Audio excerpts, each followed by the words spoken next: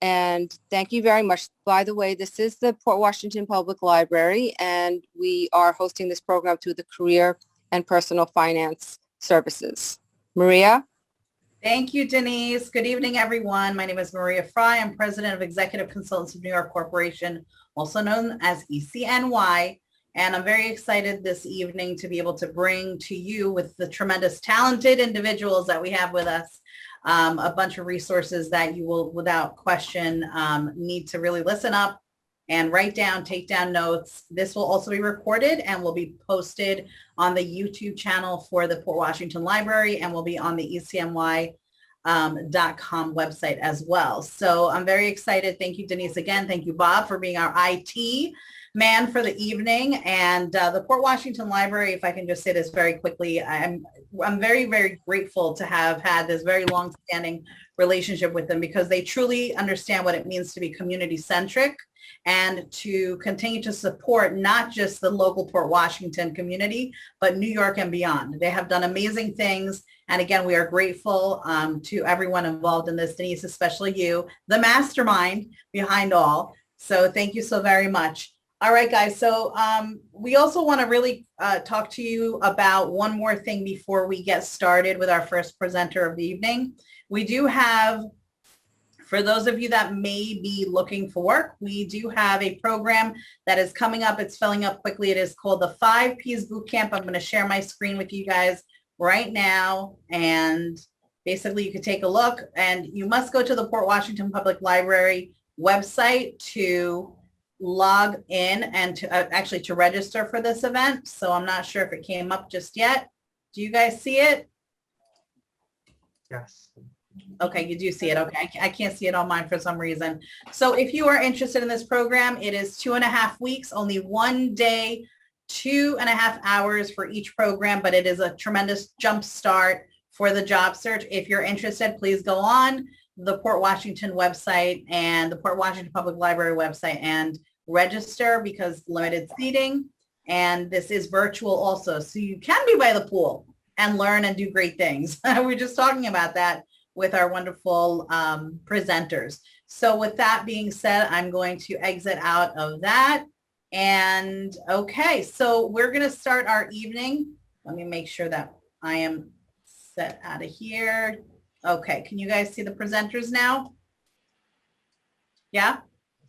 No. I'll see No. your screen. You still see my screen? Okay.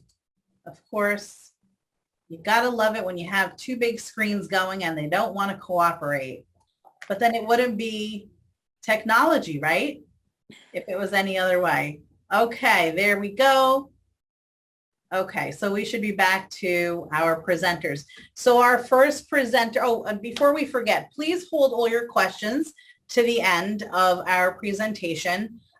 There's going to be a lot covered, and I'm confident that many of your questions will be answered. So if you can put your questions in the chat box at the bottom of your screen there, that would be the best way, and we will get to them at the end of the presentation. So without further ado, I would like to present to you Amanda Barker, Esquire. She is an attorney working as a labor relations specialist for United Public Service Employers Union.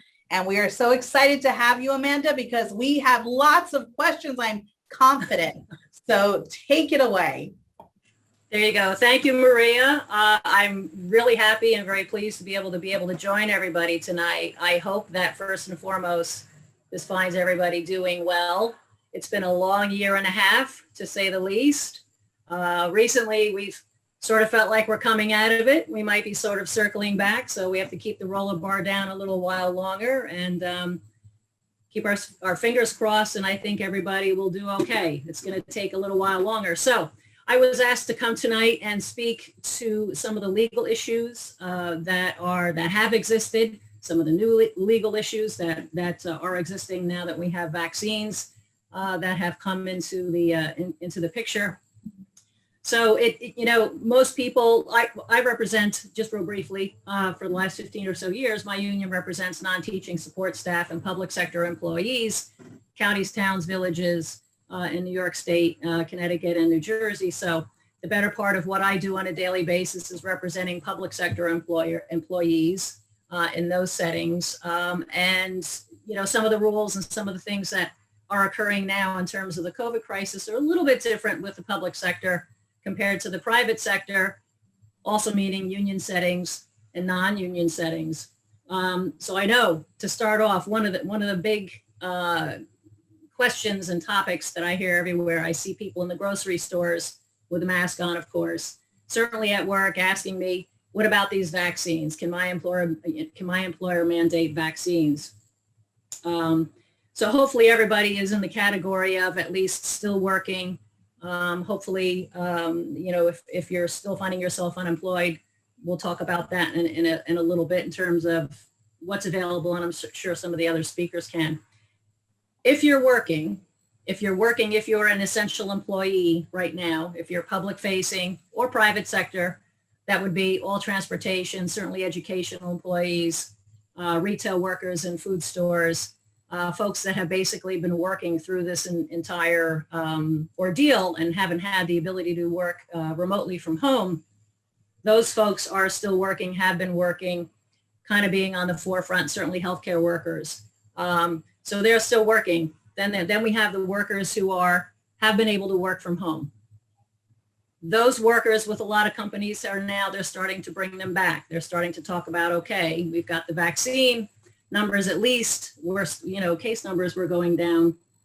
Let's bring them back.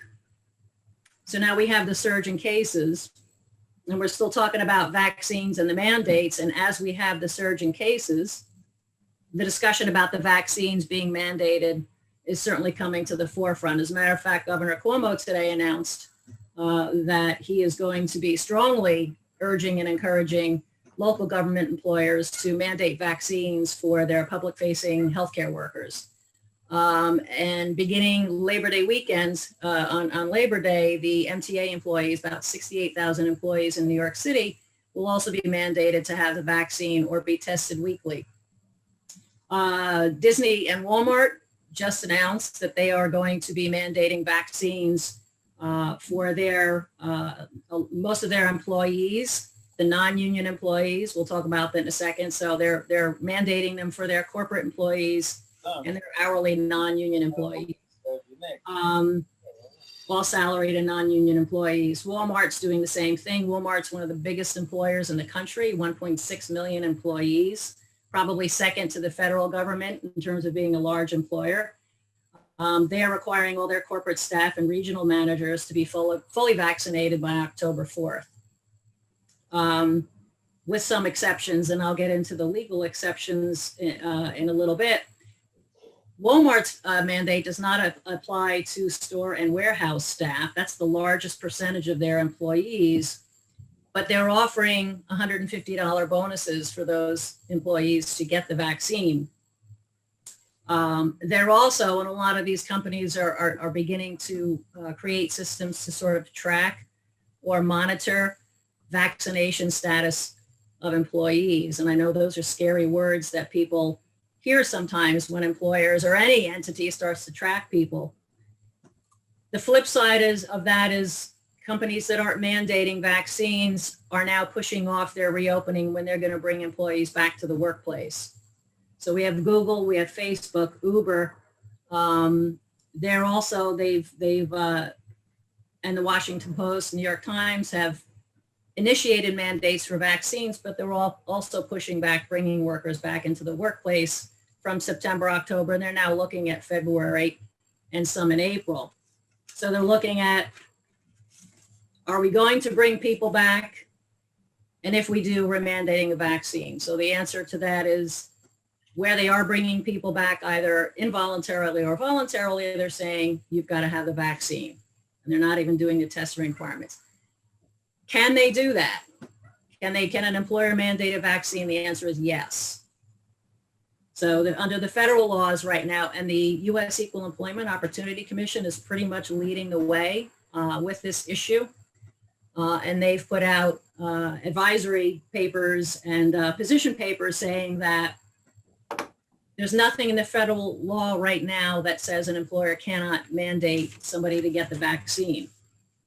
However, once you do that, if you work for an employer that's coming to you now saying, listen, you've got to get the vaccine or you can't come back to work. they have to make exceptions for the federal laws that protect either the Americans with Disability Act or Title VII of the Civil Rights Act. And that pretty much comes down to religious exemptions. So the two big exceptions right now for whether or not somebody can be forced to be vaccinated by their employer would be they have a disability where they can't get the vaccine, or they have a religious objection, a sincere religious objection to getting the vaccine. So they would have to, the employer, they would have to, because you're requesting accommodations to not have to get the vaccine. They could be required.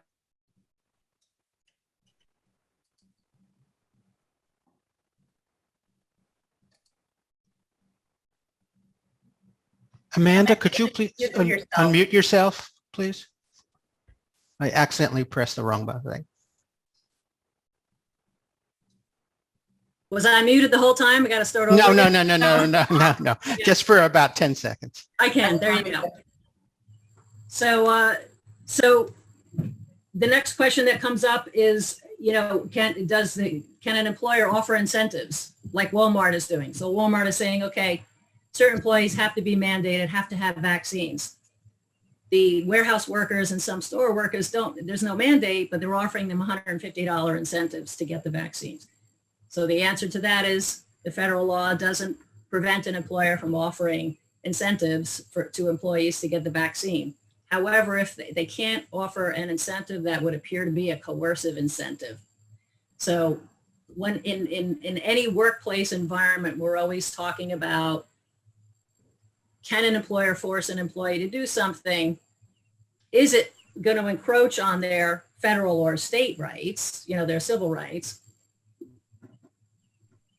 And are they encroaching if they're feeling like they're being forced to do something? So a lot of employers have been doing that. Walmart, as I said, is doing the $150 incentive.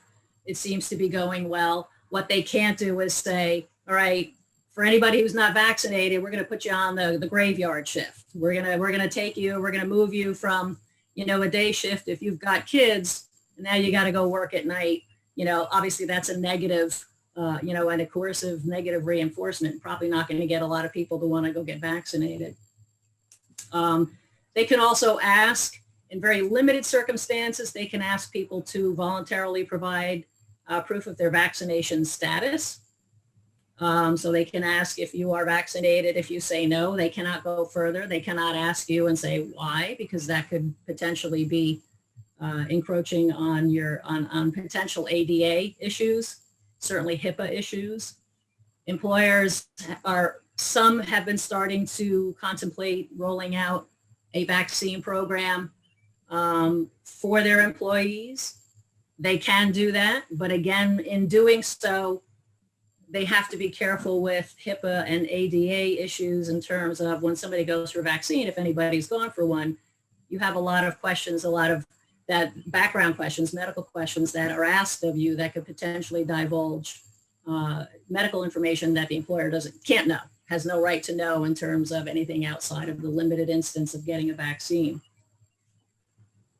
So the short of it is, yes, vaccines can be mandated. I know it's starting to be a big discussion. We know President Biden recently said last week that he's going to mandate federal employees to get the vaccine. So now we start to talk about a union environment.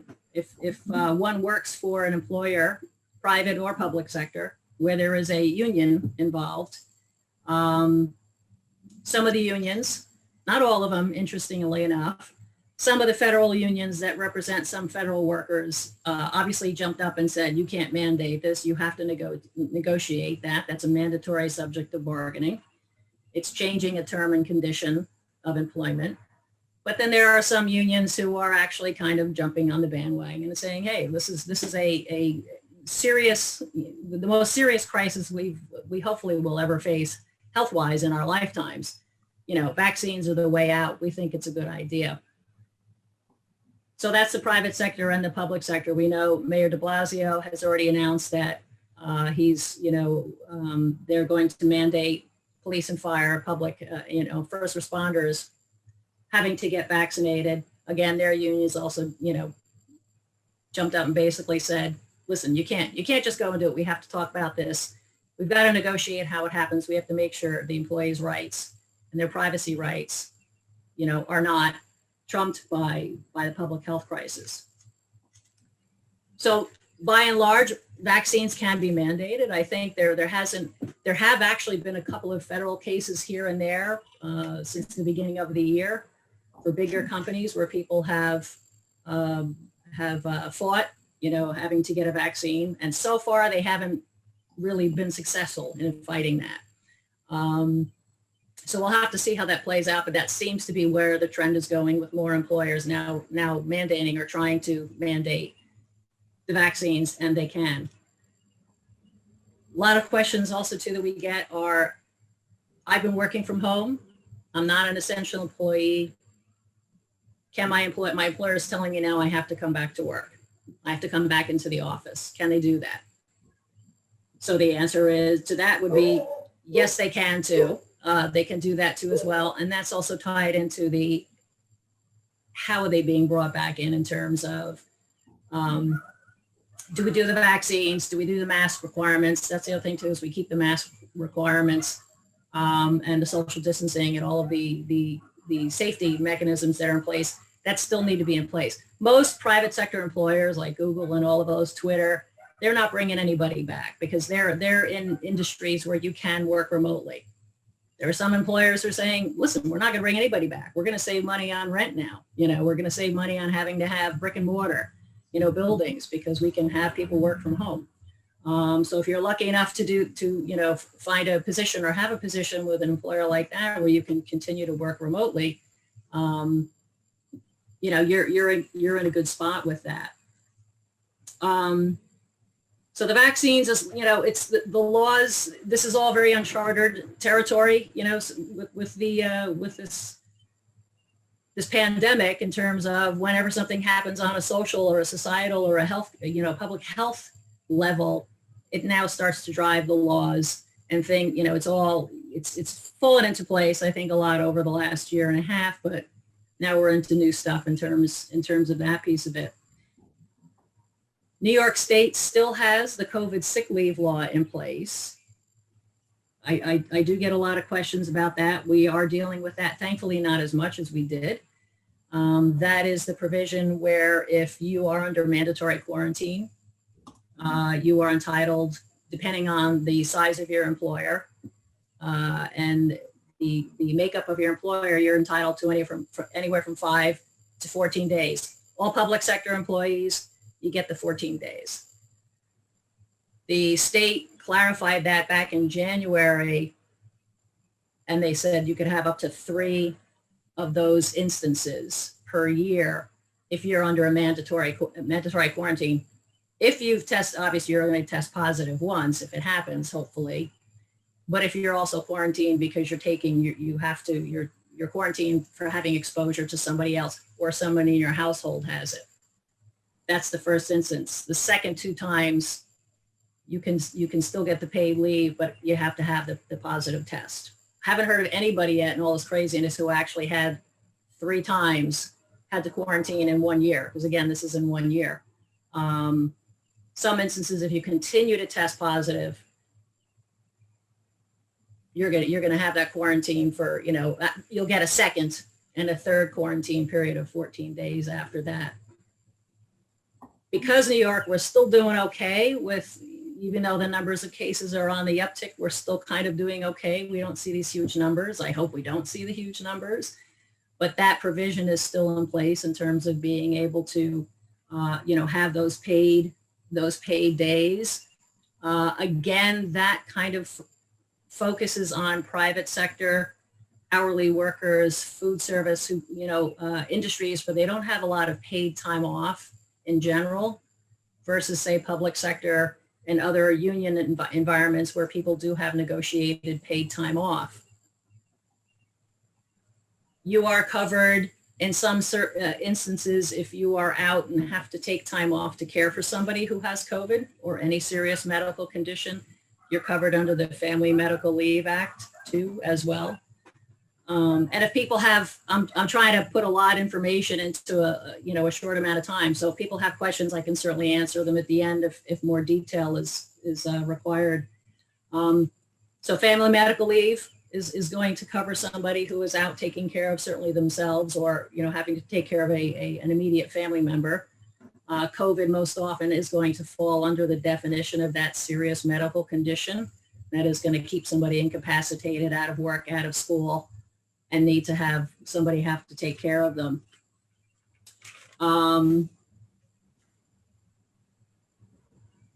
There is also a New York State paid family leave law that was just passed that actually began in January of this year, of 2021. And it's a paid leave law where employers, based on, again, the size of the employer, have to provide anywhere from 40 to 56 hours of paid leave every year to their employees. This is at full wages. So somebody could potentially, if need be too, if they're caring for somebody who is out, and if they've already had, say, the multiple COVID leaves, or they're taking care of somebody in their family who has come down with it, could potentially utilize the paid family leave for those hours. So they accrue the time. They started accruing the time back in September of 2020. They can now start using the time as of January of this year. Again, that's kind of geared towards employers that don't provide a lot of time off and benefits for their employees.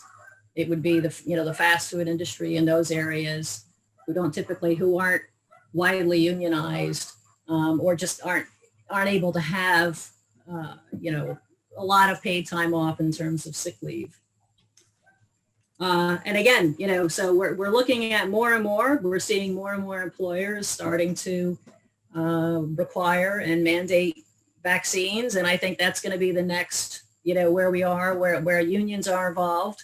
The teachers union in the city has, started to have conversation. All the unions, by and large, encourage their employees to certainly be vaccinated, especially the unions that represent folks who are essential workers or public-facing essential workers. But the unions also have to look at, representing, they represent everybody. So they're also representing the folks to say, hey, I shouldn't be forced to get a vaccine. Or what does that mean? I don't want to start talking about my private medical information, and things like that, and start to delve into my privacy. How do we do this? How do we do this? So there is a conversation. Again, that's all couched with an extraordinarily serious, public health crisis that we don't quite seem to be out of yet. So it's still driving a lot of issues, in the workplace. Yes, the federal unemployment, the $300 extra federal money is ending in September in a few short weeks. But the New York State unemployment law is still there. It has been there. Most people who were laid off or unemployed at the beginning of the pandemic, which would be March of 2020, even with the extended 39 weeks, those folks are now finding themselves off of, the unemployment rolls. However, there are still some people off and on who are finding themselves, in that predicament. So there is still going to be the New York State. We don't know. We haven't heard if the federal government is officially going to extend that. There are actually some states who opted out of the $300 extra federal monies in the unemployment. So it remains to be seen if the federal government is going to extend that too as well, and also extend the unemployment, or if they're going to do away with the extra pandemic aid. But there still is, the New York State Department of Labor still has their unemployment provisions that are in place and will continue to be in place. So that's what I have in terms of, if anybody has any questions of something I maybe didn't cover, because I know we have a lot of speakers tonight who are going to be covering a lot of things. And I know Maria said there may be some overlap. So if that happens, if there's something I may not have covered that somebody has a question, type it in the chat. We'll take care of it at the end. And if I can't answer it, I will get the answer for you. Amanda, thank you so much. I feel like I want to put you in my pocket because people are always asking me these questions. And I'm like, hold on a second. Let me just check. So that was a lot of great information. Thank you so much for that, because I know it's probably at the front of everybody's mind. You know, what's going to happen? What do I do? So thank you so much for that. And I look forward to questions, guys. Please put the questions in the chat box because we would love to answer your questions. Thank you, Amanda. You're welcome. Thank you. So our next presenter is Chris Kinslow. Chris is a credit repair specialist with VP Credit Repair. He's been there for over 8 years, and he has a very strong background in finance and helping Long Islanders get back on their feet. Chris, we definitely want this information. So what have you got for us? Okay, sounds good. Thank you for having me. Thank you for everybody for attending. Thank you. So in general, when I always talk about finance and credit, the first thing that I always talk about is cash flow. Because the first rule of finance is always, you always want your cash inflows to be better than your cash outflows. Simple concept. In the finance world, we always say that cash is a fact, accounting is an opinion. So as far as what the credit bureaus look at on your credit report, a lot of times this is one of those things that gets overlooked. 65% of your credit score comes from your payment history and your credit utilization. Your credit utilization is your outstanding credit card balance divided through by the credit limit. So if you have a $500 credit limit and you have $400 outstanding on it, you have an 80% credit utilization. 80% is a lot higher than the credit bureaus want you to have. Anything that's over 30% utilization per card, they start to red flag. So you'll see your points start to go down. So what happened at the beginning of this pandemic was, you know, a lot of people reached out to their to the credit card companies. You know, I'm not able to make my payments, and the credit card companies, you know, let them not make the payments. But what was happening was your credit card balances kept on getting higher. So as your credit card balances got higher, your credit score went down. So even though the credit bureaus and the they were being nice, because I mean, really the government mandated it. But even though you weren't making the on-time payments, your score could still be going down. And that's one of the big things where if you have great cash flow and you have just automatic payments onto your credit card, that 65% is almost guaranteed because you keep your balances low and you make on-time payments.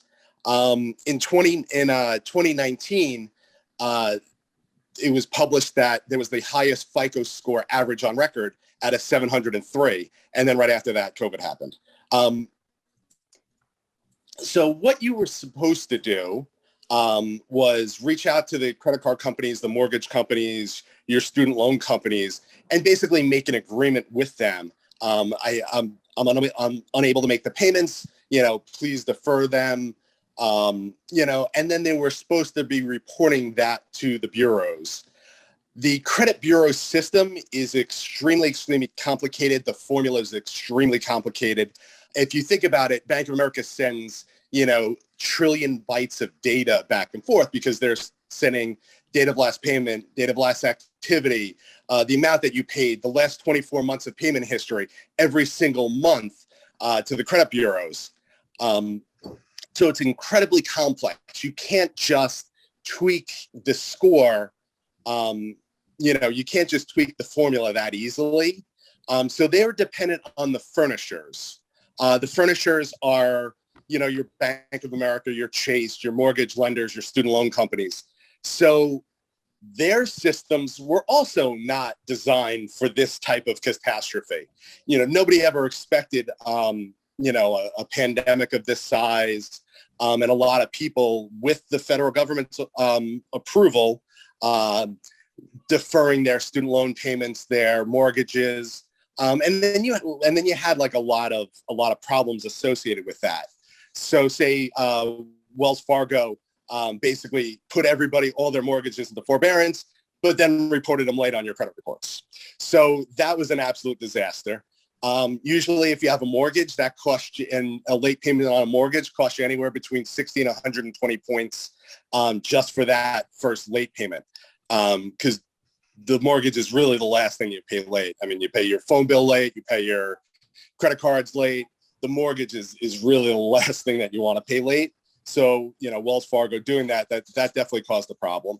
And then the other big one, the big problem is the student loan companies, where student loans, they're very bureaucratic organizations. So it's, you know, it's tough to get people on the phone. It's tough to get people to respond to you. So if they have any problems with reporting lates on the credit report, really it becomes troublesome. So it's funny because there's like kind of a divergence where my wife works at a restaurant.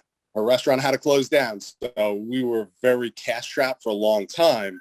Whereas other people, you know, I got two neighbors that are buying expensive pools. So, you know, it depends on what side of the equation with COVID that you're on, as to how hard it hit you. But if you do, what I want everybody to do is just look at your credit report. I look at mine every single month. I reconcile the balances on all the individual credit cards to what I know in my head that are outstanding. So you always want to look at that. And if you have any late payments on your credit report, you can dispute it. The first step is always to dispute it with the furnisher. Their customer service isn't the greatest, but you can always write them letters. Whenever I dispute items, I always write letters. I never really talk to anybody. It's always just, you know, writing letters. This is inaccurate on the credit report, and also show them why. The best case scenario is if you did negotiate it prior, you having everything in writing, because that's really the key, is having everything in writing. Because the way that I look at everything with credit bureaus, I always want it, if it came down to court, I want to have proof in court that I'm right. And that's really the key when working with either the credit bureaus or the credit card companies is, you know, whatever they tell you on the phone, you always want everything in writing. So a state of emergency was declared on March 13th, 2020. So you have that in your back pocket. One of the other things that happened too was a lot of the lenders pulled lines of credit from you, whether you knew it or not. Me personally, I got my Capital One line of credit pulled from me. Didn't know it until I bounced a very important check. And then I found out real soon what had happened. Wells Fargo was, I guess they did it about a month ago, was they pulled everybody's personal lines of credit. That, you know, those could be profitable, they might not be, but the bank, you know, they look at their exposure and they want to take down their exposure. So they close all these lines of credit. That also hurts people's credit scores.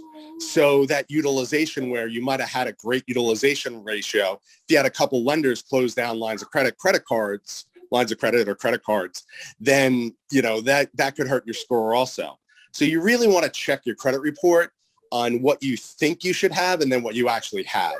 You know, the 3-1-1 rule still applies.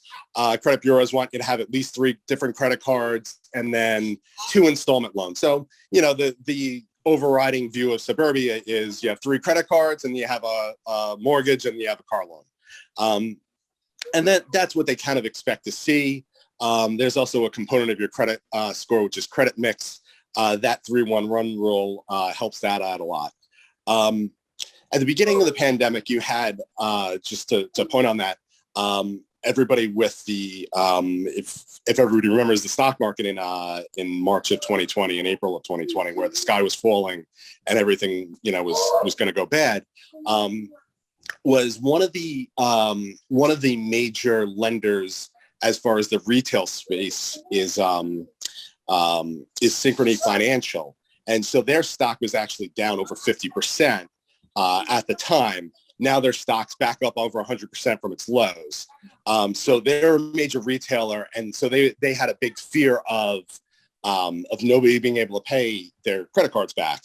So what they did was they pulled a lot of people's credit lines. So you want to make sure that you have enough credit cards outstanding, and you want to make sure that you have enough utilization. If you can, obviously pay down your credit cards as much as you can. But if you can't, you know, then that's where the problem comes in. We have one client who was on mortgage forbearance, and so he had a 660 credit score, but he had a hard time getting a car loan because what happened was the lenders, they look at your score, but they also look at the other items on the credit report. So the underwriters looked at it and said, okay, well, you haven't paid a mortgage. You haven't made a mortgage payment in almost a year and a half. So he had a very difficult time getting a car loan because of that. You know, the biggest thing really, you know, obviously the first thing is looking at your credit report, and then what on there is not accurate. Like what can you help? Are there late payments reporting that shouldn't be? Are your credit card balances too high? Is there a way to cut costs? Because like I said before, cash flow is the most important thing. So is there a way that you can improve your cash flow to get your credit card balances down? Because all of a sudden, as soon as everybody was home in 2020, everybody cared about their credit report. Everybody cared about their credit score, and they've become increasingly more important. But in the last year or two, they've become extremely important, especially as mortgage rates went down. You know, today the 10-year is down to like 1.17% this morning, which will equate to about a 3 5/8 mortgage rate.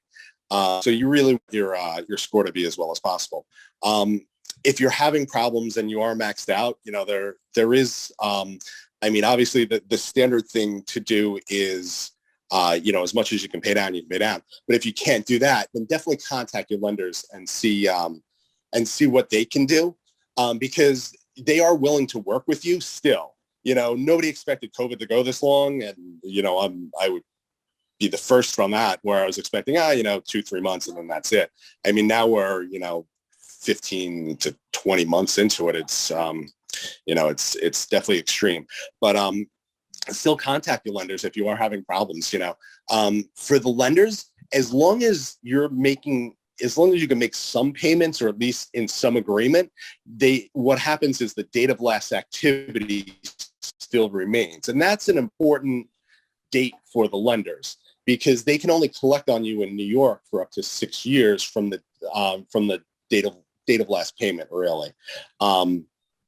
So what'll happen is after a while, you know, if this gets old, the account becomes less valuable to them.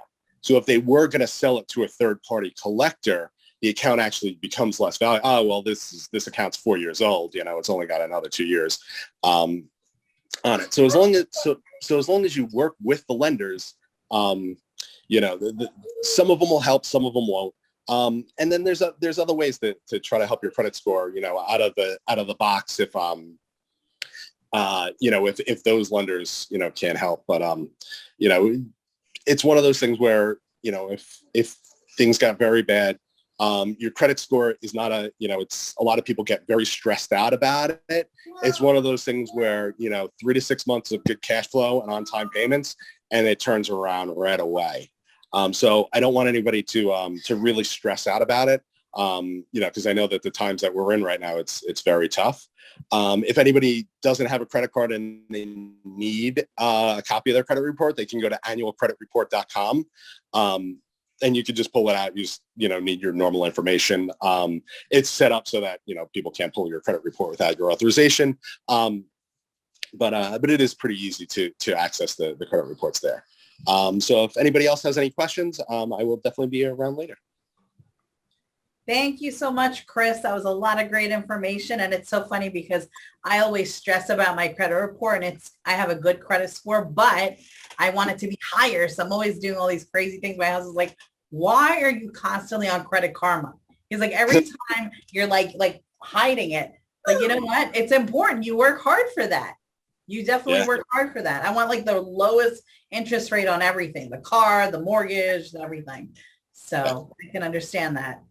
Yeah. And I always kid around with people where it's like, you know, I happen to stumble into a good credit score just because I was cheap and I never wanted to pay interest on my credit cards. But nobody ever taught you credit in high school. You know, it's one of those things. They should have taught credit and taxes. Those are the two. I agree 100%. Awesome. Maybe we'll have a chance to do a program for some of the schools that we work with. Fantastic. Thank you so much, Chris. I look forward to getting a lot of the questions answered. I see already a few in my chat box here as well. So now our next presenter is Maria Duchin. She is a career strategist with ECNY Corp. We love her. I always call Maria my right arm and my left leg. So she goes, she's like, she just put her leg up. There we go.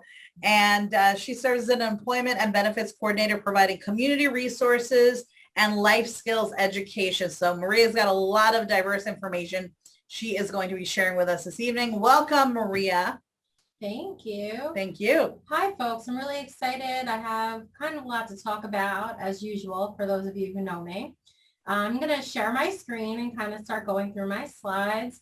Again, please hold your questions to the end, but I'm happy to share. And we are also going to have our, sorry, I'm getting a weird little message. Can everybody hear me?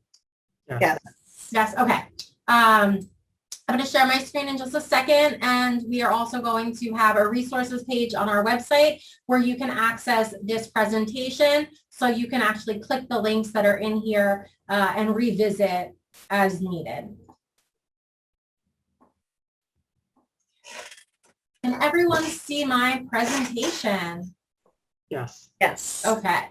So thank you so much for joining us tonight, and we're just going to be going through some community resources that are available. We have a little bit of an agenda here for everyone to look at as we're going through our resource topics. We're going to be discussing some housing, eviction, and mortgage foreclosures. This was briefly touched earlier. I'm going to go a little bit more in depth there. We're also going to talk about utilities, food stability, healthcare, social service organizations that can help you, unemployment, and we're going to wrap up with employment. So as far as housing goals, in difficult financial times, housing stability can often be very uncertain for us. I work daily with a population of people who are very low income, and housing instability for them is probably a little bit different than it is for most of you. But whether you rent or own, there are going to be protections in place due to COVID-19 pandemic. And the COVID-19 Emergency Eviction and Foreclosure Prevention Act of 2020 was basically enacted to ensure that New York renters and homeowners that are impacted by COVID can safely remain in their homes. That has been extended through August 31st, so the end of this month. And the act is suspending eviction and foreclosure proceedings for 60 days to give renters and homeowners the opportunity to submit a hardship declaration. We're going to click on this little link, and hopefully it'll work and take us to the website to kind of go through that a little bit more. If it doesn't, I'm just going to talk to you. So you can still get evicted for bad behavior. If you are putting other people or your landlord or any of your neighbors at risk doing illegal activities or making the neighborhood an unsafe place, the rent moratorium or eviction moratorium does not protect those renters. It does, however, protect people for non-payment. So if for some reason you were unable to pay your rent during COVID, many courts were shut down. So this act prevented landlords from filing when people could not pay because they had lost their jobs. Let's see if my clicking works. Doesn't want to work. Okay, so this website will be featured in our resources page so you can see it. Basically, there are a lot of different steps that you have to go through. If for some reason you cannot pay your rent, you would contact your landlord and you would tell them that you are going to be submitting a hardship declaration. Once you submit that hardship declaration, it tells them that they have to pause on any eviction proceedings. At this time, the 60-day mark would bring it past the end. So, but as long as you file before August 31st, which is the end of the month, that you would have that 60 days grace period before you can be evicted. Now, what does that mean? Oftentimes, you would have to go through quite a process before the time that the landlord files for eviction and when you are actually told by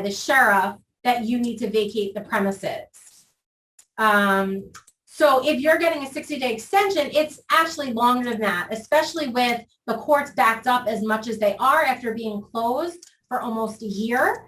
It's very likely that evictions will be extended far beyond, the next 2 or 3 months. So if you are in a situation where you are having difficulty paying your rent, I would say be worried, but don't be worried that you're going to be homeless tomorrow. If you do, there are resources that we can direct you to make sure that you get emergency shelter. So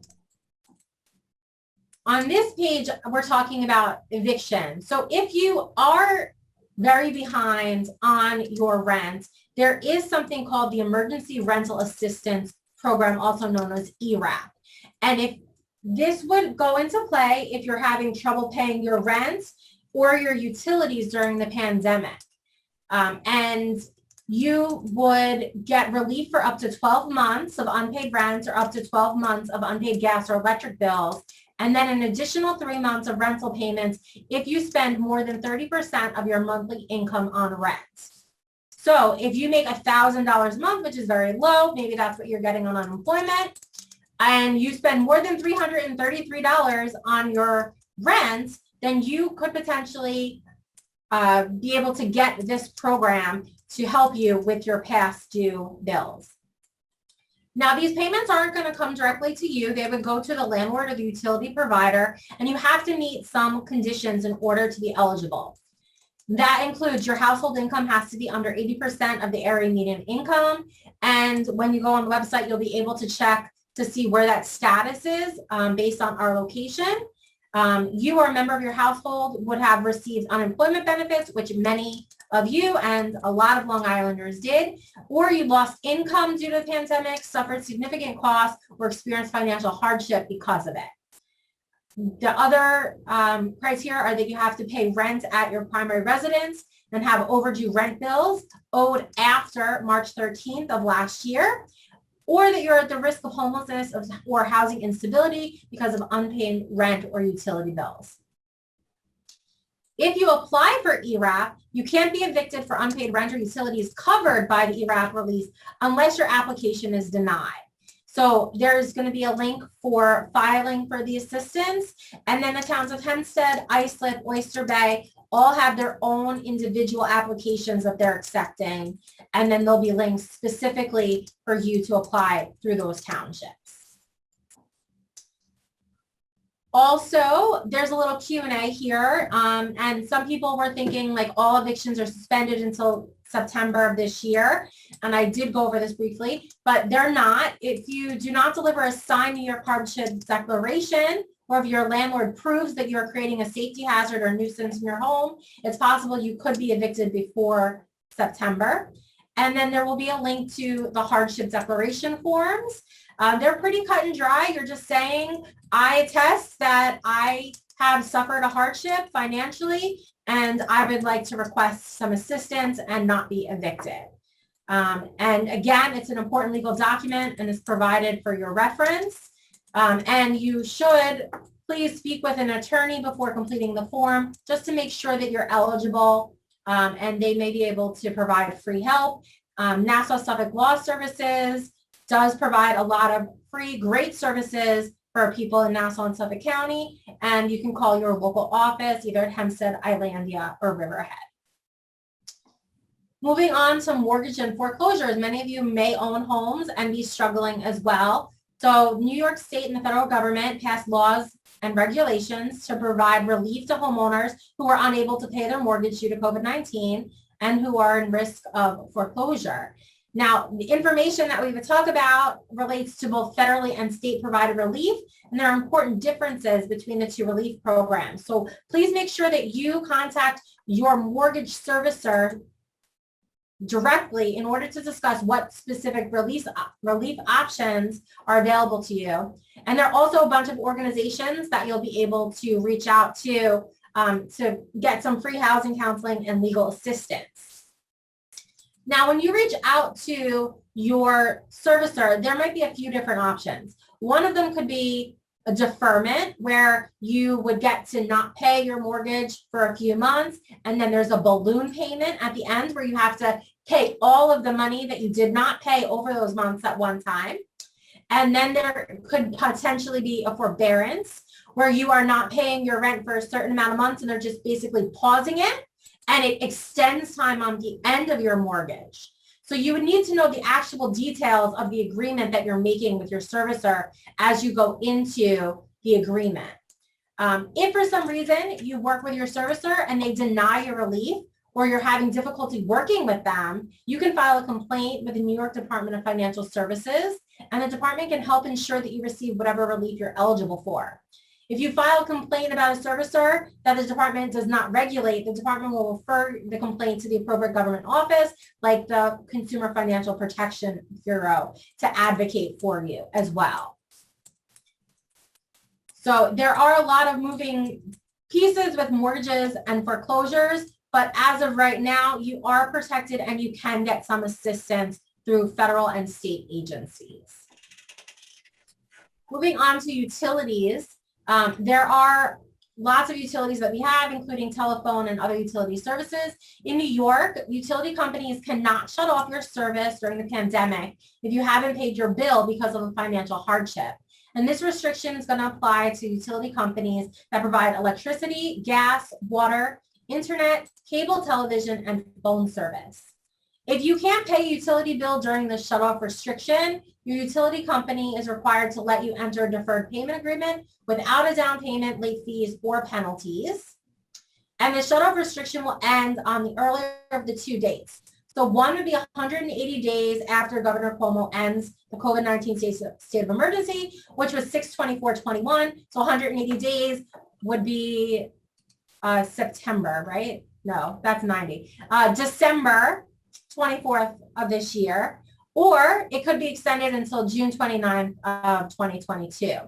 So utility companies right now are saying that they're not cutting off anyone's service for the foreseeable future. They really want to make sure that people are able to stay cool in the summer and stay warm in the winter, and not have a lot of people that are unable to stay in their homes because of conditions. So there is a lot more information available on that through the New York Department of Public Service, and discusses the moratorium. So while the moratorium technically ended a couple months ago, the utility companies are still making sure that they are not doing shutoffs. For those of you who cannot pay a utility bill or have arrears, you can enroll in the ERAP just like you would for rents. And your utility bills can be paid directly to the utility company. For very low income families, you might be very low income at this time because of not being employed for many months. You can go to DSS and ask for utility bills and arrears to also be paid. And that would be based on income. With the utility companies, they additionally have payment options, discounts, and special programs that are available. Many people do already use balance billing, but that helps make sure that all of your months are kind of in line with each other, as opposed to your summer and your winter bills being exorbitantly expensive and your spring and fall being a little lighter. It balances out over the year, and it's on a rolling period, and it can be adjusted if for some reason you have higher or lower usage periodically throughout the year. There's also a household assistance program available through most utility companies, and it provides a discount on every bill. Most of the time when I see these discounts, it's between $22 and $25 a month based on your meter usage. And you may qualify to receive benefits on select assistance programs if you are on these assistance programs such as HEAP, Medicaid, SNAP, or other ones like school lunch, or reduced or free lunches. You might ask, well, what is HEAP? HEAP is a federally funded program that assists qualifying New Yorkers with the cost of heating their homes. And HEAP benefits are not a loan. You don't have to repay them. And there are two main types of benefits. One is regularly, which is based on income, household size, and primary heating source. And again, that could be about a $20 to $25 discount monthly through HEAP. But then there are also emergency benefits for qualifying low-income New Yorkers who are facing heat or heat-related energy emergencies. For instance, if you have oil heat and your oil tank goes empty and it's going to be a very cold couple weeks, they can get heat delivered to you within a day or two to make sure and pay for it on your behalf through heat. So it's a different application process for the regular one than it is for emergency. Emergency gets approved very quickly. The regular benefits can take up to 2 to 4 weeks to get applied to your account. There's also REAP, which is the Residential Energy Affordability Partnership, and you may qualify to have energy efficient light bulbs or appliances installed in your home at no cost to you. And the REAP program helps qualifying individuals find ways to save on energy costs. So this is a little bit of an audit program. So the energy company will come into your home. They will look at the light bulbs that you have, the appliances that you have, and you can get rebates for upgrading appliances, but they will also switch out your light bulbs for free to make your house more efficient and keep your energy bills lower. And then there's also Project Warmth, which is an emergency assistance program administered United Way of Long Island to help low-income families and individuals with energy emergencies. And you're eligible to receive a one-time grant to pay for heating costs if for some reason you're unable to keep your home heated. Moving on to food instability or stability. There are a lot of food pantries and food banks across the island that are there to help. Many of them will also deliver during COVID pandemic. So in case you do not have access to transportation, or because you're a high risk category, you don't want to have to go to a physical location, you can call and arrange for transport of food deliveries if you need to. So this is a list of some of the different options that you would have. Island Harvest is our largest food bank on Long Island. You can call either your Nassau or Suffolk County extensions or text with your zip code for a list of your nearby pantries that can help you. Long Island Cares also provides food to over 350 food banks and pantries on Long Island. They are very receptive in helping people, and they are definitely one of the pantries that does deliveries. We have Carol's Kitchen, and they deliver meals to those in need. Nassau County Vet Mart is a food pantry for veterans located in East Meadow. The Long Island Council of Churches serves as an emergency food program in Freeport. EAC Network does Meals on Wheels and provides meals to homebound seniors in Nassau County. Three Village Meals on Wheels provides low-cost meals to people of all ages who are homebound, handicapped, or chronically ill in North Brookhaven. Suffolk 311 serves Suffolk residents. You just call 311 for local food bank information or look under the food assistance section on the Suffolk County website. And you can also apply for a supplemental nutrition assistance program, also known as SNAP. That used to be referred to as food stamps in the past. If you are food instable, you can do that right through New York State's benefits website on mybenefits.ny.gov, or you can contact your local social services department. Now on mybenefitsny.gov, you can actually screen to see what services you would be eligible for based on your income and your household size. So if you feel like you're really struggling financially, I encourage you to go to mybenefits.ny.gov to see what programs are statewide and check out to see how you can apply for them. Some nutrition sites, this will be up on our website, so you'll be able to click on your specific town to see what different pantries are located in your local area. Moving on to healthcare. So the Nassau Suffolk Hospital Council is, they have an enrollment staff currently providing Medicaid application assistance by telephone. They currently don't have any in-person assistance, but you can call to try to make a telephone appointment for application assistance. And if you need help applying for the following Medicaid programs, you can get community Medicaid, and that includes those with excess income and or resources, Medicaid for home care services, Medicaid for nursing home care or other services in an inpatient setting, Medicaid for adults and children in need of waiver services from OPWDD, traumatic brain injury, purchase of health, and other HCBS programs. Medicaid for working people with disabilities who want to buy into it, Medicaid savings program for those with Medicare that need help paying for their premiums on Part A or Part B and or prescription drugs, and Medicaid enrollment assistance for those eligible for Medicaid. I'm sorry. You're good. Oh, okay. Also, if you need healthcare, you can visit the New York State Health Plan Marketplace. That's a generic area for any New Yorkers who need to find some discounted healthcare. And the New York State Department of Health website has a lot of great resources to help you save money, whether it is prescription discount cards or just an explanation of the different plans available in New York State. And then there is a Medicaid coverage fact for those enrolled through DSS. So if you happen to be on temporary public assistance, feel free to click on that when you visit our website to see what programs are available. We also have just a lot of social service organizations on Long Island that are here to help. Probably the #1 social service organization is 211 Long Island. They have a helpline, and it is a free non-emergency information and referral service that connects Long Island residents to a wide array of health and human services that they may need on a daily basis or during a disaster like the current pandemic.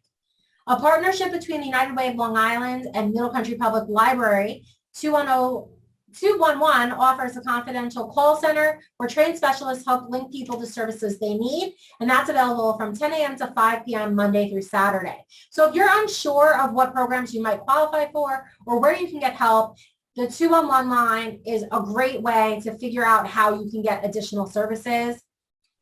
And then we move on to the Family and Children's Association. This is based out of Nassau County, and it's an integrated network of services and counseling. The Mineola nonprofit agency supports vulnerable children and youths, seniors, veterans, families, and communities. They have offices in several locations, and it offers a range of programs that help residents age 60 and older, whether in their own homes, assisted living facilities, or nursing homes. Among those services include financial counseling, care management, and ombud service. The Family and Children's Association has so many different programs that could be beneficial. So if you're in doubt, please reach out to them to get some assistance. The Family Service League, specifically in Suffolk County, is a Huntington-based grassroots social service agency with over 60 social service programs in more than 20 locations, and is committed, its committed staff and support personnel of approximately 800 people. They serve Long Island's most vulnerable citizens, from seniors seeking companionship and purpose of the homeless seeking shelter and nourishment to those suffering from addiction and mental illness. And families working hard to stay together. Sorry, I'm a little bit of a motor mouth. I go very fast. I will try to slow it down for you all. So some of the services provided by the Family Service Lead include mental health and counseling, which Jason is going to touch on in just a little while, and he's fabulous. But if you need some reinforcements for the tips and tricks that he's going to give you to help you deal with all of this, certainly reach out to the Family Service League. And then they also do financial literacy and debt counseling to go above and beyond what Chris was telling us all about. If you don't want to reach out to Chris, you can certainly reach out to the Family Service League and get some assistance there. They also discuss Money Follows a Person, and it's the New York State funded program that helps nursing home residents return to the community when possible. This is a very hard word for me, and I apologize. I'm going to stumble over it every single time I say it. The Ombudsman program has trained volunteers that visit nursing homes and help seniors in protecting their rights for their long-term care. There's Home Share Long Island Suffolk, which matches older homeowners and home seekers in Suffolk County with the objective of sharing a single-family home. It's a collaboration to really keep seniors in their homes in an independent living status as long as they possibly can. And then there are caregiver support. So if someone in your family fell ill because of COVID or for any other reason during this time, the Family Service League will give some caregiver support, whether it is group therapy sessions or just resources in the community or providing respite services to give you a little bit of a break. That could be an amazing little vacation for a little while, a couple hours here and there, to make sure that you can manage your own stress levels. The Federation of Organizations is a community-based agency and a major provider of health and wellness, senior and children's services, housing, and support services in Suffolk and Nassau counties, as well as Queens, Brooklyn, Bronx, and Manhattan. And some programs include care coordination for those people who might be suffering with health issues, homeless services. So if you in fact did have a house foreclosed or for some reason you were evicted during this time, they can help you either find shelter or be partnered with a rapid rehousing program that can get you into another housing situation that would be more stable. There are peer support services. So if you'd like to speak with other people who are in a similar situation to help you guide and manage whatever circumstances you're going through. There's supported employment services for people with disabilities or veterans that when you are trying to get employment, they can not only help you through the employment process, but also do job coaching on the job. There are companion programs for older or just disabled individuals to help them kind of manage the loneliness that this pandemic has really brought on many of us. Financial management to help people get themselves kind of out of the red and back onto a path to financial stability. Senior support services to help people manage their daily lives as they age. There's children care coordination services for children who have health issues and need a little bit of help with their families as well. And then home and community-based services for elderly children and people with disabilities so they can get daycare services they need either in their home or in the community. While many of those services have been closed down for quite some time, they're starting to open up again. We'll see what happens as the Delta variant kind of rears its ugly little head in our communities. We also have Nassau Suffolk Law Services. This is a great organization that does have a lot of resources for the community in many different areas, including discussing adult homes, your civil rights, family and domestic violence, healthcare, life planning, mental wellness and support, mortgages and foreclosures, nutrition resources, personal finance and bills, renters and evictions, special education, Social Security, veterans, and many other options. Their offices are currently open, but are by appointment only because of COVID. So please make sure that you reach out to the appropriate phone number in your area to make sure that you can get an appointment to speak with someone if you're struggling and you need some legal help or advice. They also do help with immigration issues. So if that is something that is plaguing you at this time, they can be a great advocate for you. Now we get into unemployment, which is really much more difficult to discuss at this point as we are coming to the end of our unemployment benefits. So currently, regular unemployment, it is, for many of you, may be ending. And claimants receiving unemployment benefits, including the pandemic emergency unemployment compensation and extended benefits, will need to file a new claim online or through New York State COL automated phone system after their by date, which is basically your end of your eligibility year. Claimants will not receive benefits on an expired claim unless they're deemed not qualified for a new claim after reapplying. So while that's weird, half a sentence disappeared. So while these extended benefits were originally slated for 20 weeks, and it's changed quite a few times, and I'll go into that in the next slide, New York State's unemployment reported rate has now dropped significantly as compared to other states. So now we are only at 13 weeks of extended benefits. So what does that mean? That means if you have gotten unemployment benefits 20 weeks past or 13 weeks past your end of benefit year, that regular amount of unemployment will be cut off. So if you were getting, say, $400 a week in unemployment or $140 a week in unemployment, and then the extra $300 for the pandemic assistance, that first amount may end. Now, claimants receiving that PUA benefits, which is that 300, do not need to reapply at their end of year date. Instead, you're just going to keep certifying weekly while you're unemployed. But that amount, that PUA, that extra $300, it's set to expire on September 5th of this year. So that's the entire reason for this great webinar series, because I'm sorry to tell you folks, but this extra money is going to end. We need to get you geared up to get back into the workforce if you've been unemployed for quite some time. So I'm going to move to the next slide because it gives us a little bit more information in detail. For your regular unemployment insurance, there are 2 extensions programs in effect for regular unemployment right now.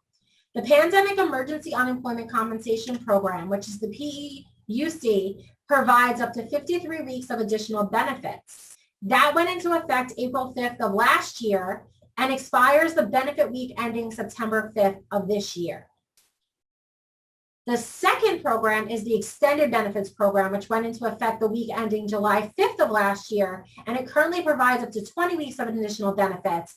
And the number of available weeks of extended benefits depends on New York State's unemployment rate, so it's subject to change, which it just did. It just changed to 13 weeks.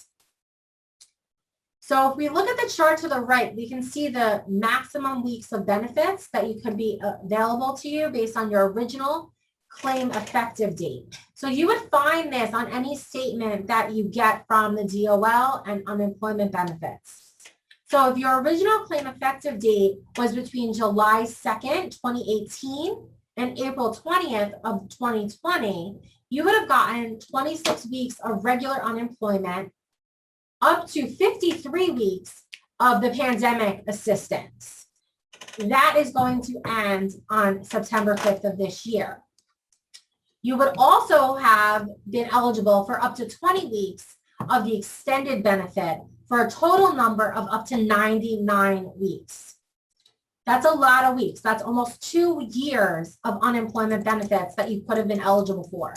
And many people who were claiming unemployment in the beginning of the pandemic, in March, April, May of last year, you may also have received an additional $600 per week for the benefit weeks ending April 5th through July 26th. So that was a lot of assistance that people were getting in the beginning. Now moving into the second original claim effective date was April 27th of last year through August 31st of last year. People that claimed during that time period were able to get 26 weeks of regular unemployment and up to 53 weeks of the pandemic assistance, and then up to 20 weeks of the extended benefit, again, up to a total of 99 weeks. Now, anyone who started claiming unemployment after September 7th of last year, you were eligible for 26 weeks of regular unemployment, up to 20 weeks of the extended benefit, and a total number of weeks of up to 46. So that 99 and 46 weeks number is what you need to be paying attention to when you get your statements from unemployment. Because that is when the initial amount is going to drop off. We all know that the PUA amount, that extra $300 a month or a week that some people are getting, that is definitely ending September 5th. Many states have already stopped that. New York is saying, no, we're sticking with the federal guideline. It is not going to end until September 5th. That gives you just a few weeks to ramp up. With the way that interviews are going now, it could take you a month to be able to start working and get that first paycheck. So we very much encourage you to start really aggressively with your job search as soon as possible. And this is just going to go over a little bit more of that pandemic unemployment assistance. September 5th is going to be the end. You can find out more information at dol.ny.gov/FedExp. This recipients of the pandemic unemployment assistance were not eligible for the PEUC or EB. However, under the federal law, the PUA recipients could have received up to 57 weeks of benefits. And the chart below is going to show us the maximum weeks of benefits that can be available based on your original claim effective date. So just as a note, your original claim effective date is the Monday of the week in which your claim was filed. And you can find it on the monetary determination mailed to you or on your online services account page. So anytime between March 9th, 2020 and September 5th of 2021, you can receive up to 57 weeks of the PUA. If you claimed between January 20th and March 2nd of last year, you would have had up to 57 weeks as well. So to kind of recap, for employment purposes, please join us next week to prepare for your job search. Some of the topics that are going to be covered are updating your resume, letters of recommendation and testimonials, and creating a list of companies where you'd like to work. As we get closer and closer to September 5th, we want to make sure that we are encouraging you and you are really focusing on getting back to work, because as unemployment is ending, it may be very difficult to stay housed, to stay fed, and to stay mentally in the right frame of mind if you're very worried about not having any funds coming into your household. So I'm going to leave the floor to my friend Jason, who is going to help us woosah and be able to deal with our lives a little easier. Thank you. Okay, that is some great information. Thank you, Maria. And I know that a lot of people were like, oh my God, she's going too fast. She's got a lot of information, but you know what? That's how us Marias just do that. You know, we're 100 miles a minute. So as long as we get the information to you, that is our primary goal. And yes, the information will be available, including that slide, the PowerPoint on our website. In addition to, I will be giving you information through the chat box as we answer all the questions later on. So you'll know exactly where to go. You'll have all the information that you need, and we will get all the info to you so that you can kind of go back and just like think about it and read it and make sure you heard it the right way. So now we have a good friend of the ECNY Foundation and ECNY Corp, and someone that I've known for a very long time as well. So a special friend of ECNY, a special friend of Maria Frey. Don't you like that little rhyme there? It is Jason Schaefer, and I'm so proud of Jason, first of all, because he has done so many amazing things since I've known him. So Jason's background, he's a licensed mental health counselor, and he specializes in mindfulness, and he works with Northwell Health. And the awesome thing is that I need this too. So Jason, bring on the Uspraba and tell us exactly where we need to, like, you know, Thank you, Maria. And thank you, Denise, for having me too. I feel like after all this information, I feel like my fellow panelists have been really doing a really good job at helping you to like feel like you can take care of business, but this is all really stressful too. All this information overload, you know, unemployment ending soon. Maybe you're facing a job search.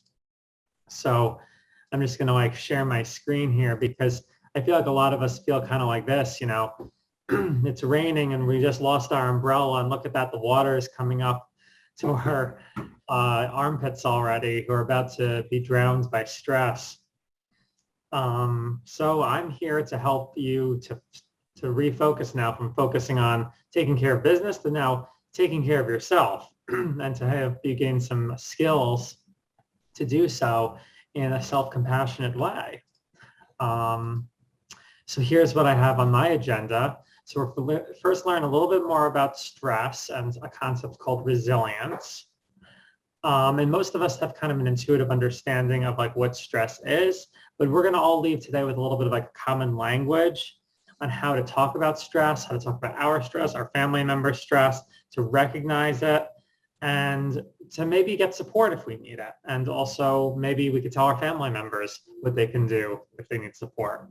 And also, I hope you'll gain a lot of really great tips and tricks for taking care of yourself, de-stressing, and also some concrete resources, although I can't one-up Maria, who just gave you so many amazing resources before, but I'm going to give you even more resources. So let's start with here. Maybe some of you can relate to this guy right here, who is clearly under a lot of stress, right? But the word stress is also kind of a neutral term. It kind of just refers to the factors that lead to wear and tear on our system and demand that we have to adapt and remain flexible. And we have to find a way to get stronger.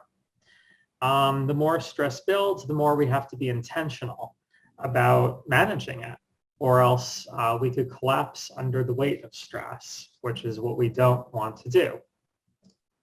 So I'm going to ask all of you, and I know you really can't answer this because it's a Zoom conversation, but how are you doing? So just take a moment. Maybe you'll want to reseat yourself in your chair, reflect inwardly for a moment, take a breath, reset yourself and reflect on how you're feeling right now.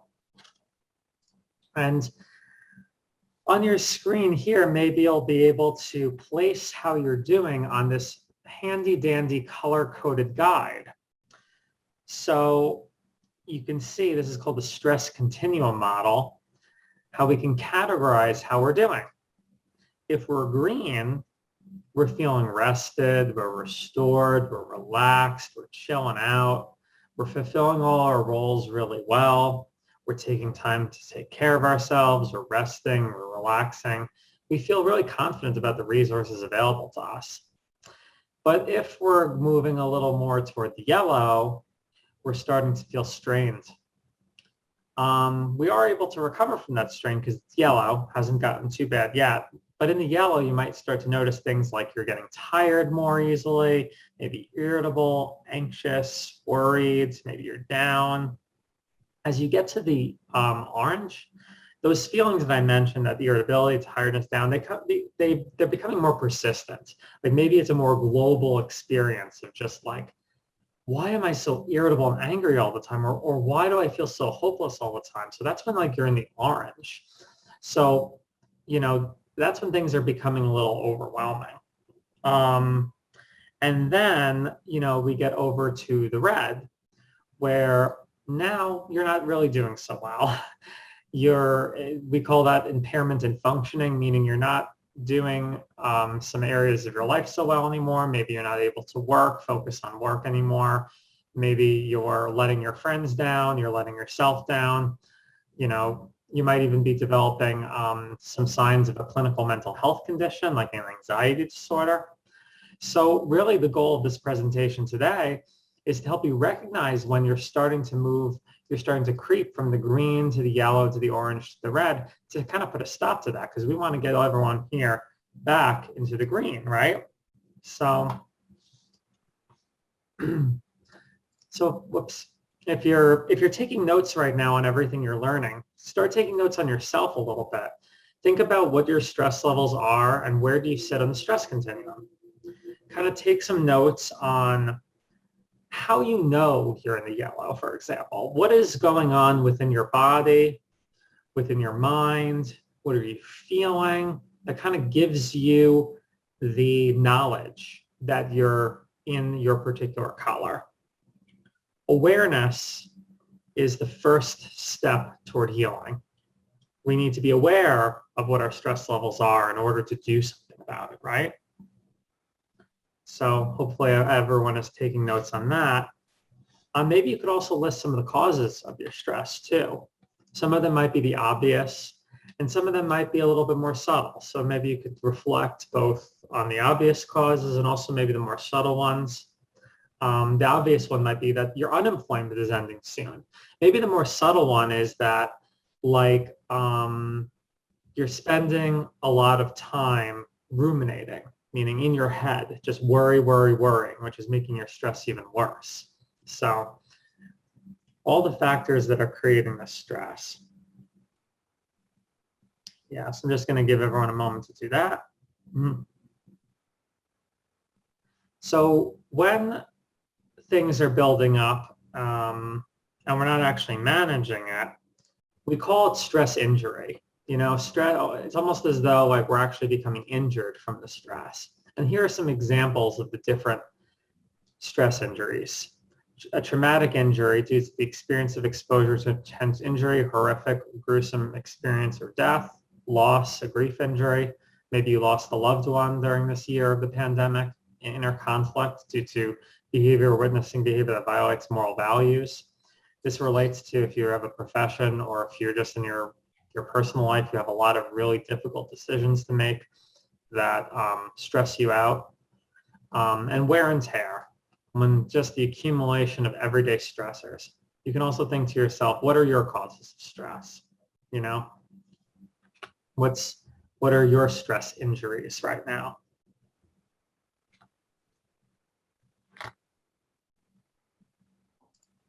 So now that we've built a little bit of insight into our current stress levels, I want to let everyone in the room know today that you're resilient. And I know you're resilient because you're here. You're alive. You arrived at a workshop designed to help yourself. So what is resilience? Resilience is the process of adapting well in the face of adversity, tragedy, threats, or significant sources of stress. It's not about luck or being passive or just waiting and seeing. It's taking deliberate effort and can be strengthened with practice. If you consider, for example, for a moment, all that you learned about yourself and about a lot of things from surviving the COVID pandemic, you might believe me when I say that you're resilient. You learned a lot about yourself during this pandemic, a lot about the world, a lot about a lot of things. So resilience is sort of recognizing that fact that we have tools available to us that we can regain our composure and get ourselves coping better with stress. So when we're stressed out, what do we need? We need the 5 pillars of recovery from stress. You, your friends, your family, all of you have some tools and skills, as I said before, but how do we know which ones to use, right? In order to bring ourselves down from the red to the green, we need to know about what actually needs to be done to do that. So here are kind of the 5 basic principles or pillars that sort of need to be restored to equilibrium depending on the different types of stressors. So sometimes it's about safety. Maybe if you're stressed out, you're not feeling safe. The best example I can think about this is during the height of the pandemic, I think what made everyone feel safe was wearing a mask, maybe having gloves on, maybe keeping 6 feet apart. That helped to restore a sense of safety, you know? Maybe another idea of restoring your sense of safety is if you're just not feeling well one day and you just decide to take a sick day, that makes you feel safe to recover in your own environment, you know? One friend of mine who is undergoing a lot of stress noticed that every night he wanted to spend a few hours with his parents. You know why? Because he felt safe with his parents. So another thing we might need if we're stressed is calm. People have a wide variety of ways they achieve calm. Maybe meditation, exercise, breaks, maybe a glass of wine, but that could be problematic. We'll talk about that later. So another thing that we might need if we're stressed is connection. Humans are social creatures. Yes, even you introverts, humans are social creatures. We need to connect. So that might mean picking up the phone, texting somebody, Zooms, figuring out creative ways to ensure that we do not feel isolated. Self-efficacy is about the fact that when we're under a lot of stress, we need to feel like what we're doing, like we can take control of the situation, we can problem solve. A lot of you, I think, came to this workshop today because you needed self-efficacy. You needed the sense that you can take control of your situation and do something that matters, problem solve. You can make to-do lists, you can make lists of resources, you can make calendars. All that good stuff restores a sense of self-efficacy. And then there's hope. Hope, I could probably do a whole presentation on hope. It's the belief that we can create and work toward a better state. That things are going to get better through our own actions. So when we are stressed, we're not just like randomly grabbing stuff from a menu, like, oh, I'm stressed, so I think what I'll do is I will go for a run. Is that really going to help you if really what you're needing in that moment is connection? You know, that's if you're needing connection, going for a run may not be what you need right now. So kind of reflecting on your stress, giving it a color, reflecting on the thoughts, feelings, and sensations that make up that stress is important because it helps you to really meet that need. You know, you're not just choosing from a menu of random things you can do. You're actually being really proactive and meeting your emotions. So it's not, as I said, it's not random. So maybe as you're taking notes right now, you could begin to jot down all of the different things that you do to restore your sense of safety, to restore your sense of calm, to restore your sense of connection and self-efficacy. As this funny little cartoon reveals, we all have our own strategies, right? One size did not fit all. These cupcakes over here are trying to meditate, right? There's a cupcake, a cookie, and there's a donut. The donut can't find his center, you know? The meditation is not really working for him. So you might not want to sit down and meditate. You might want to journal because that's the way you build insight. That's the way you ground yourself. Or you might want to run, you know? So the point is here, like what works for one person might not work for another person. We got to really find our unique combination of things that get us to our pillars of recovery. Because what we're trying to avoid here is chronic stress. This slide is a little complicated, but essentially what it's about is that human beings now, as opposed to 2,000 years ago, are being exposed to constant stressors.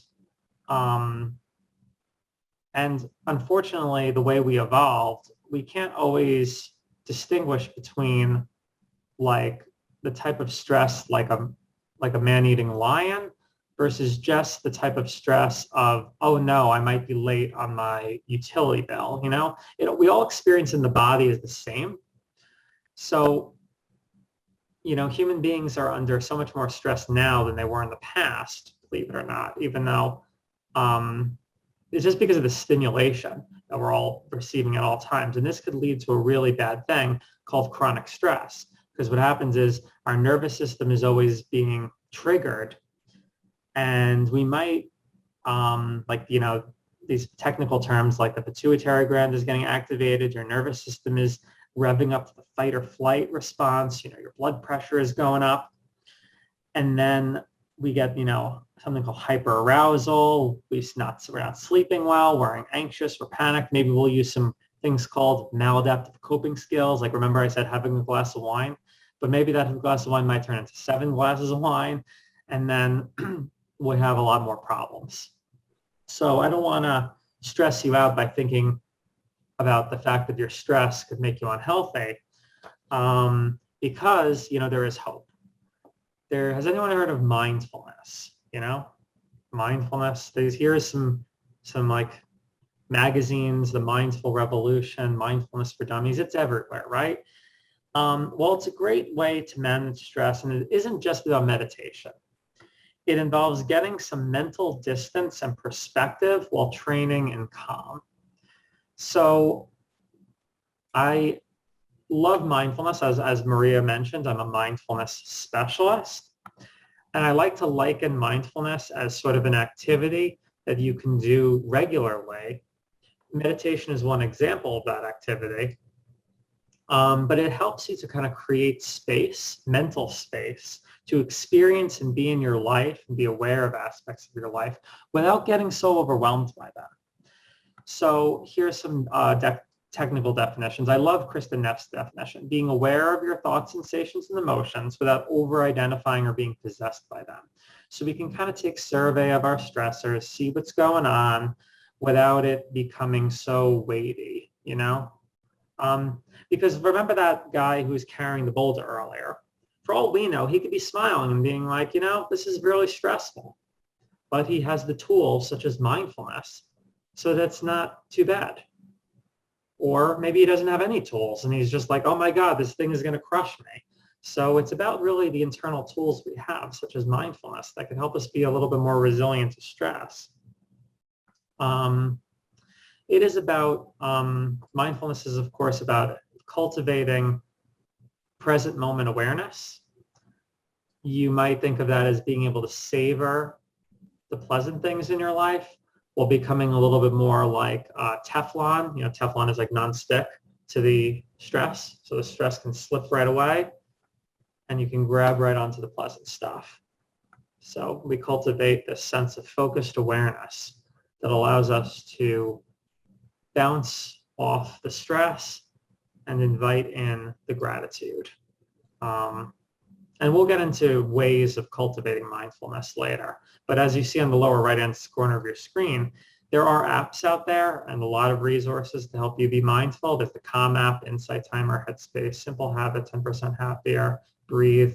There's also the UCLA Mindfulness Project. If you Google mindfulness, you'll find a lot. But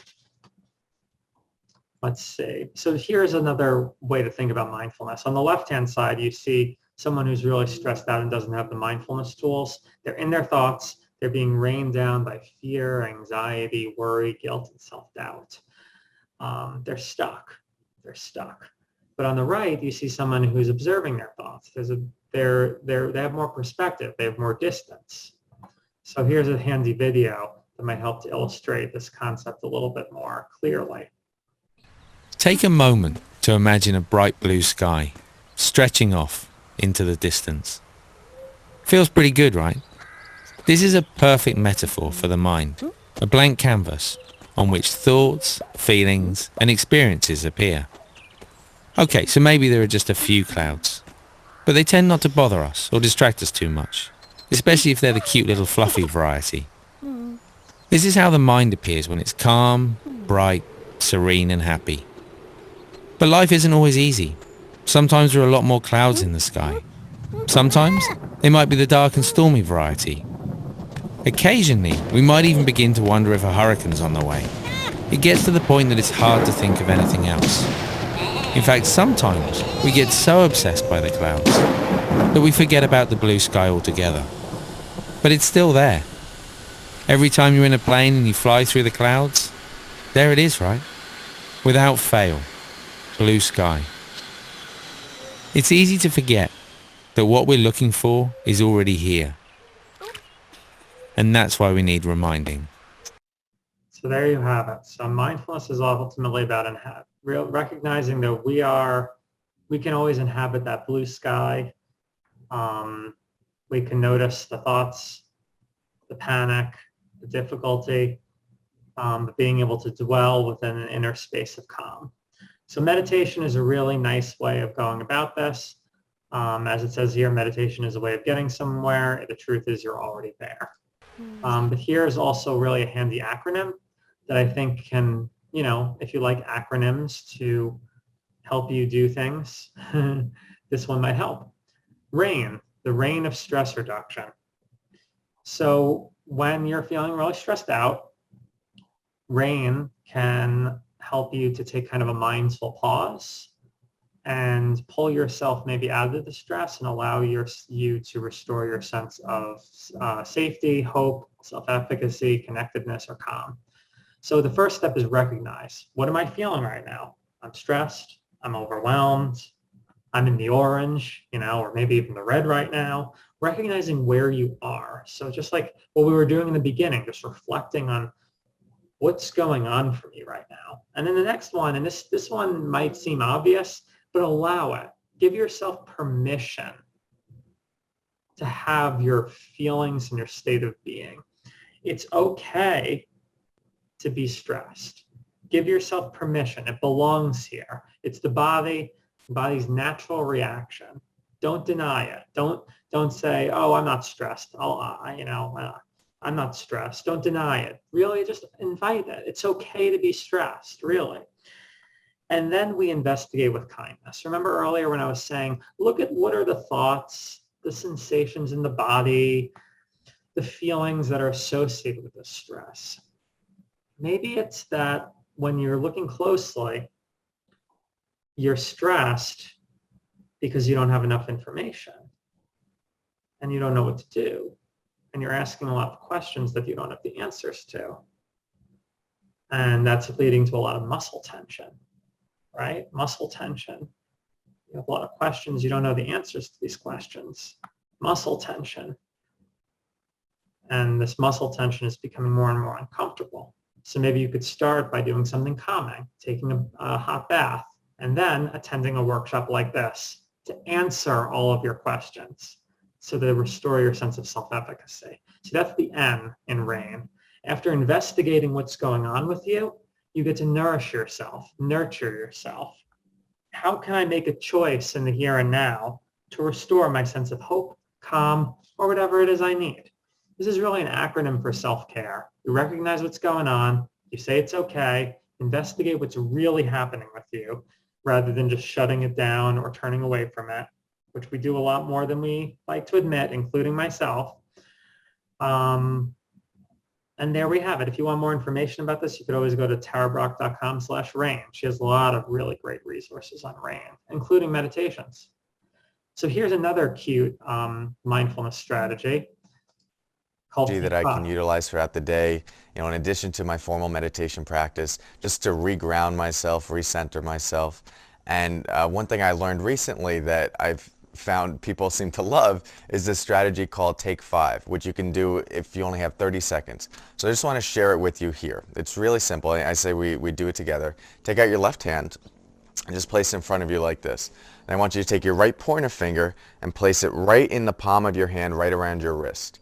Now what we're going to do is slide the pointer finger up the thumb. And as we do, take an inhale through the nose and then slide back down with an exhale. Slide up the pointer finger, inhale, and then back down, exhale through the mouth. Slide up the middle finger, inhale, back down, exhale. Ring finger, inhale, back down, and then pinky finger, and back down. All right, so that's Take 5. If you were feeling really ambitious and you had a ton of time on your hands, you could do Take 10, and you do it on the other side as well. This is a simple strategy that you can utilize really at any point throughout the day when you first wake up, while you're at work, while you're in the bathroom, before you go to bed. It really doesn't take that much longer than 30 seconds. And there's something about the tactile nature of this, of sliding the finger up, feeling the sensations of the hand, and then syncing that with the breath, that really does seem to engage the parasympathetic nervous system and help settle us in. So, I learned this first in the context of kids, and then we started using it with adults. And then I was like, am I going to be bold enough to bring this into corporate settings and tell executives to pet their fingers every time they're stressed out? And I have, and even they seem to love it. So of all the things that I've been teaching, this has been one of the most popular things that people come back and say, like, all that other mindfulness stuff is good, but that Take 5 thing, really into that. So does it hold all the mysteries of mindfulness? No, but it is a mindfulness technique, and it is one way that we can ground ourselves back in the present moment when we find ourselves ruminating, lost in thought, caught up in the future and the past. You can do this. 30 seconds, reground yourself back in the present, and then start from there. So there you have it. That's Corey Muscara. He's actually a local mindfulness teacher based out in somewhere in Suffolk County. Sorry, I can't remember. He's if you Google, if you go on YouTube and type Take 5 Corey, you'll find this. But yeah, this is like a cute technique that I think really kind of just works, and you can kind of customize it and make it your own. But combining that sort of like awareness of like the body and the breath, it really can take you out of the rumination, out of the stress for a moment, and allow you to take that perspective that I said earlier, because mindfulness is ultimately about getting perspective. Because, research has shown when you're under a lot of stress, your perspective narrows, like you get like blinders. So the key to de-stressing oftentimes is just to widen your perspective and do Take 5. So here's some other activities that can cultivate mindfulness and reconnect you with the 5 pillars of recovery. Meditation. You could start with the Ritas 5 minutes a day. There's plenty of apps out there, and even commercials. Journaling, writing about your thoughts, feelings, and events can help create mental space. I also recommend gratitude journaling too. Yoga, Qigong, Tai Chi, mindfulness exercise, any physical activity can be done mindfully. You can do counseling, psychotherapy, or coaching. A professional can teach you how to cope with stress, such as myself. I'm a licensed mental health counselor. Art and creative practices. The creative process is a very mindful one. So, and I know that like the famous psychologist Brene Brown said that she calls the wholehearted people always have a creative practice. So that's something that maybe you would want to take up, art, creativity. But then again, you know, everybody, different strokes for different folks. Talking things out with friends, family members, coworkers. Reading, self-help for reading, you could do like reading on mindfulness, reading on stress, whatever, that could help you too. And I just asked at the end, like, what are activities that help you? You could either share them in the chat or you could just kind of write them down for yourself. Because as I said, it's about you creating a routine that works for you, something that helps you to de-stress and recalm. So here are some signs that you might need help or a family member might need extra support. So if you or a family member is experiencing notable changes in your mood, sleep, appetite, sexual desire, motivation, inability to focus or distractibility, that's kind of a warning sign. Excessive sadness, guilt, anxiety, inability to relax, ruminating or persistent thoughts or images that are distressing. A reduction in your ability to be productive in school, work, or other obligations and withdrawing from loved ones. Unexplained physical symptoms, aches and pains, headaches, chest or gastrointestinal distress. Make sure you get a full medical workup. Overusing substances such as prescription or non-prescription drugs. And thoughts of suicide or death. For more warning signs or signs you might need help, you can go to NAMI.org/about-mental illness. Warning signs and symptoms. NAMI is a great organization, and I'll have their contact information later. So these are all signs that you might need a little bit of professional support, or your family member might need some professional support. And here's how to find that. Your health insurance provider can link you to a qualified therapist, or you can seek a referral through your primary care physician.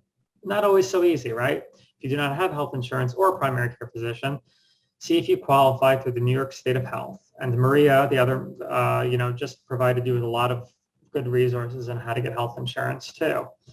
You can go to the website, call. You can obtain free short-term counseling and linkage to care through hotlines such as the Long Island Crisis Center. Or New York City residents can call 311 or New York City Well.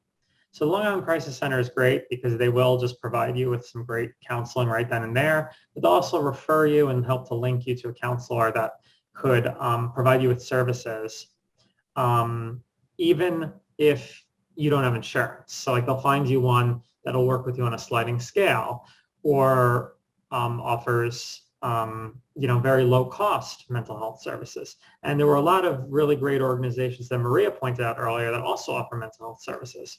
Here's some other hotlines that might be helpful. I have the National Suicide Prevention Hotline. If anyone on this call or you know somebody who is having thoughts of ending their life or harming themselves, I encourage them to call the National Suicide Prevention Lifeline.